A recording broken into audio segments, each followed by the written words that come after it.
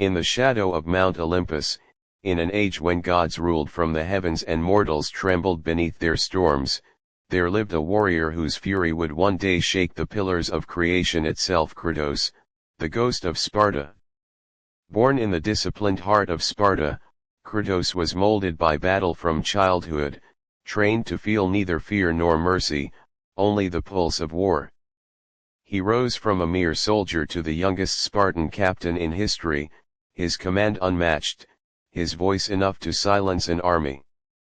Alongside his younger brother Deimos, he dreamed of eternal glory, but that dream shattered when the god of war, Ares, descended upon Sparta. The gods had foretold a warrior marked by destiny who would one day bring ruin to Olympus, and Ares believed that child to be Deimos.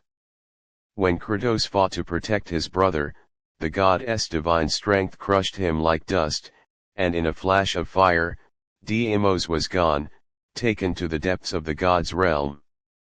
That moment carved a wound so deep in Kratos' soul that even time could not close it. He swore vengeance, training harder, fighting fiercer, becoming the very embodiment of war itself. His armies painted the sands red from Athens to Rhodes, and his name became a curse whispered in every conquered city. Yet pride has its price, and Kratos met his fate on a stormy field against the barbarian king, whose army outnumbered his own 10-1. As his soldiers fell and his strength faded, Kratos, bleeding and broken, fell to his knees beneath the thunderclouds and shouted to the heavens, "Ares!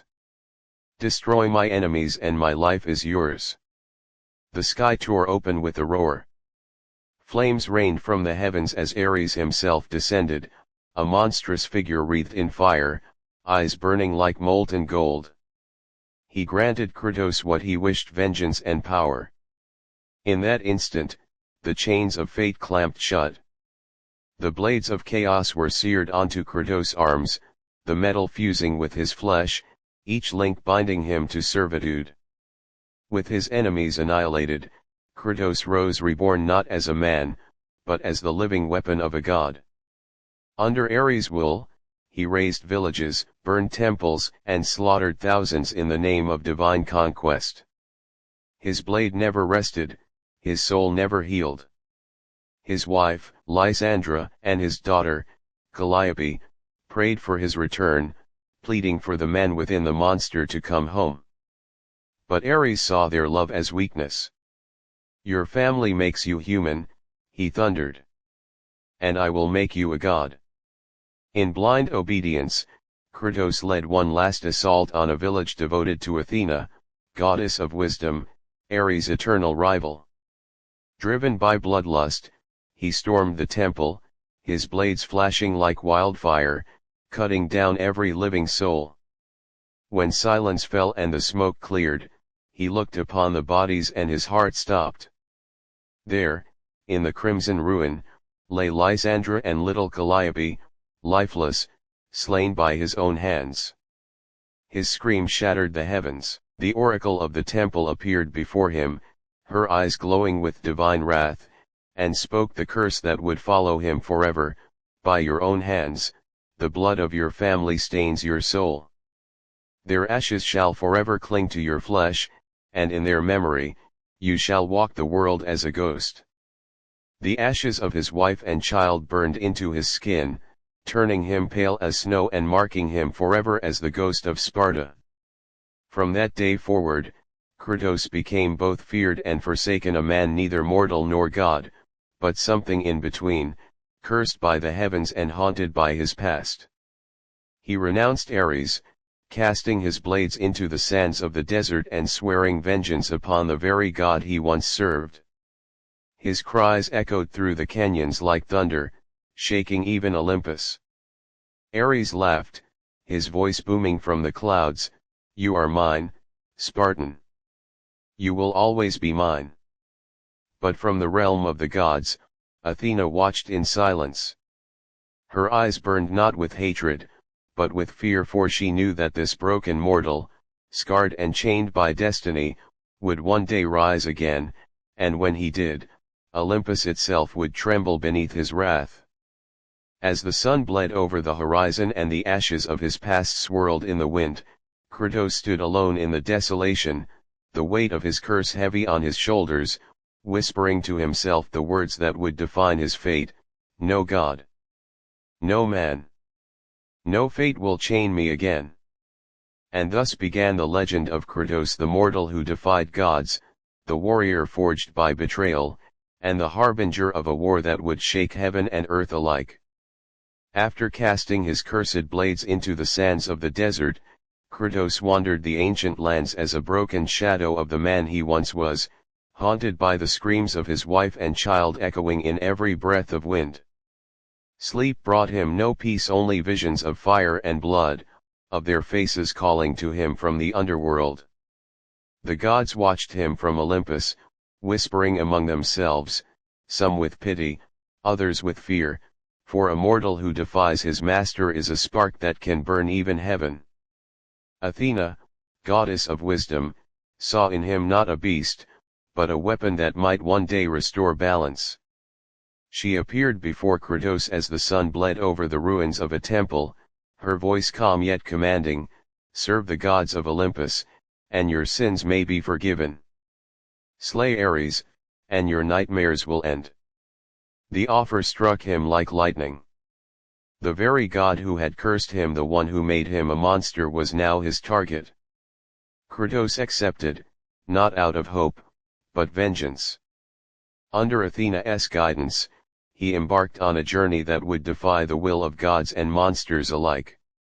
He traveled through burning deserts, across the Aegean Sea, through temples that defied mortal logic, where statues wept blood and walls whispered secrets of the divine. Every step forward was a battle against beasts spawned from Olympus itself, minotaurs wielding axes the size of ships, serpents born of Poseidon's rage, and undead soldiers bound by Hades' chains. Yet none of them could stop him, for the fire in Kratos' heart burned brighter than any god's wrath.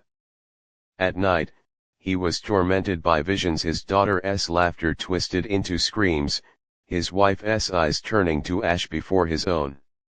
The gods offered him power, but never peace. He was sent to recover the legendary Pandora's box, hidden deep within the temple of Pandora, built upon the back of the titan Kronos himself, who wandered the endless desert carrying the cursed temple as punishment for defying Zeus. The journey was madness, a labyrinth of death, traps forged by divine hands, and trials meant to break even the purest soul. But Kratos was beyond mortal pain. His body bore scars of 100 wars, his mind carried wounds that no blade could inflict. He fought through legions of horrors, harpies, hydras, and the undead, driven only by vengeance and the faint, poisonous promise of redemption. When he finally reached the heart of the temple, he stood before Pandora's box, a relic said to grant the power to kill a god. As his trembling hands touched the ancient seal, Ares, sensing his former servant's betrayal, unleashed his fury. From miles away, the god of war hurled a burning pillar across the lands, striking Kratos with such force that the temple shattered, and the box was lost. His body broken, his blood staining the sands once more, Kratos was dragged into the underworld by the claws of Hades, sinking into an ocean of lost souls that tore at his flesh and whispered his failures. Yet even death could not claim him. Guided by Athena's voice echoing faintly through the void, Kratos clawed his way out of the abyss, ascending from darkness to light, reborn in vengeance once again. When he returned to the world of the living, his rage was absolute. The chains of fate that once bound him now fueled his power. As Ares' monstrous armies marched upon Athens, burning the city in divine fire, Kratos descended from the cliffs with the fury of 1,000 storms. His blades sang through the air, cutting through God's creations as if the heavens themselves trembled at his touch. The people of Athens, witnessing his wrath, called him both savior and demon. The oracle proclaimed, "Only a mortal cursed by the gods can kill a god," and in those words, Kratos found purpose. Covered in ash and blood, he marched toward his destiny, immortal, defying Olympus itself. As thunder cracked and the sky bled fire, Ares roared from afar, his voice shaking the mountains. "You dare challenge your master?" Kratos raised his chained blades high, their metal glowing like the sun, and shouted back, "You are no master of mine." Thus began the war that would change eternity, the war of man against God, vengeance against fate, and the rise of the Ghost of Sparta as the slayer of divinity itself. The gods above watched in silent awe as the mortal defied Olympus itself. When all seemed lost, Athena's guidance led Kratos to the ruins of Pandora's temple, where he rediscovered the shattered remnants of Pandora's box. Summoning every ounce of strength left in his broken body, he opened the box and felt divine energy surge through him like lightning through the veins of the earth. Power beyond mortal comprehension consumed him, turning his rage into god-slaying might. Ares, enraged, grew even larger, summoning swords from the sky and hurling them with fury that split mountains. But Kratos, now glowing with the light of the gods, met him head-on. Their clash cracked the world open, waves of divine energy flattened cities, shattered temples, and split the heavens. Time seemed to hold its breath as Kratos, roaring like a beast of destiny, leaped high above the god and plunged his blades of chaos deep into Ares' chest. The scream that followed was unlike anything the world had ever heard, half divine, half damned. The flames that burned across the city died instantly, and the god of war fell, his body turning to ash that scattered across the wind. Silence returned, broken only by Kratos' ragged breathing. He looked upon his bloodied hands and realized that even victory could not cleanse the curse within his heart. The gods descended from Olympus, Athena among them, her golden light bathing the ruined battlefield. She spoke softly, her voice both merciful and distant. "The gods of Olympus thank you, Kratos. You have freed the world from Ares' madness. Your service is complete." Kratos lifted his head, his voice trembling with fury and despair. "Complete? My family is gone. My soul is broken. You promised me peace." But Athena's eyes were cold, her words final. Peace was never ours to give. The truth shattered him. Betrayed once more, Kratos turned away, his mind collapsing under the weight of all he had lost.